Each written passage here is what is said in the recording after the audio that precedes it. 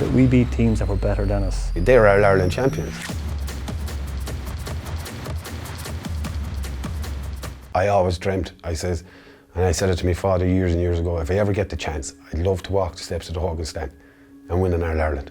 It's quite unusual for a rural parish from a club from something like Newtown to win a senior county. It just didn't really happen. We absolutely maximised what we have for a small place, and we gave it as good a shot as we possibly could. We came into the game in 2006 definitely as underdogs, and we still probably had a lot to prove to the general public out there. We played Portumna in the 06 final, and previously in October we had played them in a challenge game down here. It was a good hardy game. You know, there was no quarter given, or asked or given. I remember looking at this young fella at the time, corner forward Joe Kang, thinking this guy, like, he nailed a sideline in the first half from 40 yards in howling wind and driving rain. That was our introduction to Joe Canning. Obviously we didn't heed the warning signs. We knew a good bit about Portumna before the Ireland Club final from that challenge game. Now we know what we're up against. We'll do anything in our powers to meet them in a final. It was a very, very cold day. Everybody remarks how cold it was. They said it was even colder than Moscow on that day. I remember running out the door of the dressing room and you'd be trying to stay focused on the match, but part of me was thinking, I'm in Croke Park with Newtonshandrum. This is amazing. When you're walking out to Croke Park, two things.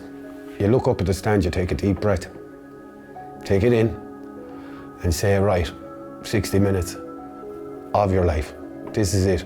I am not going to walk off this field without coming home with the cup.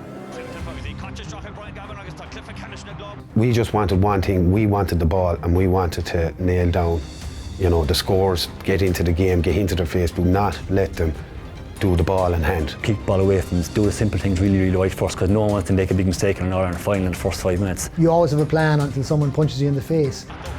He kind of weaved to kind of left and then broke out right and made a bit of space for himself. I just said, that's how it's done. See that net rattling there? That's how it's done. We had a horror start to the match. I think before we realised that Portumna had 2 goals and 2 points scored in the first 5 minutes of the game. And the conditions are quite poor. The score is going to be at a premium. So by getting 2 goals in the first 6 minutes, I think it gave them a massive platform. And it probably unsettled Newtownshandrum to a degree. I remember thinking after 5 minutes, oh no, this is going to be a humiliation. I think our strength was when we didn't have the ball, we worked so hard off the ball and made it very hard in opposition. They probably clogged up the channel where we would probably run through, because we probably had a bit of a running game that time. Newtownshandrum probably needed something at that stage. Jerry O'Connor had a long run from midfield. I think he picked up a pass maybe 30 or 40 metres out. And it was a big boost, I think, for Newtown. We knew leaving the dressing room at half time that we were half an hour away from winning our first ever All-Ireland club title. I know Newtown came out strong. I think they definitely got maybe the first score or two.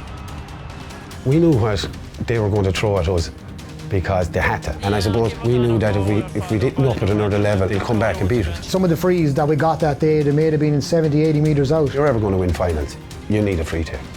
And for Joe at 17, under the conditions, it was a bitter wind, and for him to step up and scored in frees, it took the wind out of Newtown's sails really and gave us the kind of confidence that we needed. 5 points down, a couple of minutes to go, we need at least 1 goal, if not 2 here. You can almost see the car crash happening in front of your face, but you can't do anything about it. I turned around and I said, yes, that's it now. They're not going to beat us now. That was their chance.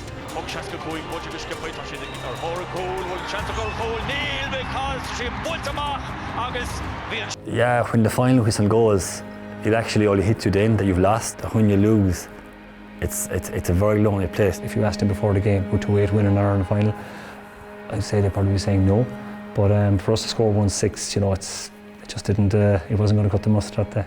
To be there and to win something for your first time, it's all new for you. It's all a new experience. And I know it's a cliche, and people say you see old men crying after a game like that. That's actually what happens. Final whistle, I just turned around. I remember Ollie and Ivan were the 2 nearest lads to me, and we just hugged each other. You didn't know whether to shout or cry.